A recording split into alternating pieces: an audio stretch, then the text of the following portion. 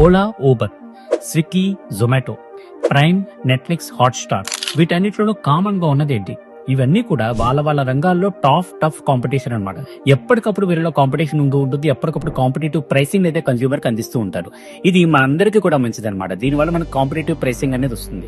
అలా కాకుండా వీళ్ళు కుమ్మక్క అయిపోయి మనలో మనం కొట్టుకోవడం కాదు, మనకు ప్రైస్ డిసైడ్ చేద్దాం, ఈ ప్రైస్ కే కన్స్యూమర్స్ మనకు పే చేస్తారనమాట. ఒక రకమైన మోనోపోలీ మార్కెట్ ని క్రియేట్ చేసి ఒక కాంపిటీషన్ అనేది లేకుండా స్టార్ట్అప్స్ అనేది అవాయిడ్ చేసేసి ఉన్న కాంపిటీషన్ అందరినీ తొక్కేసి గనక చేస్తే అప్పుడేమవుతుంది?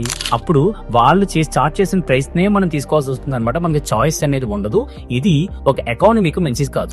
ఇలాంటి ప్రాక్టీసెస్ ని అవాయిడ్ చేయడం కోసం 2002లో సెంట్రల్ గవర్నమెంట్ ఒక లా అయితే తీసుకొచ్చింది. దీన్నే కాంపిటీషన్ లా అంటారనమాట. ఈ లా ప్రకారం కాంపిటీషన్ కమిషన్ అనేది ఒక ఎగ్జిక్యూట్ చేశారనమాట.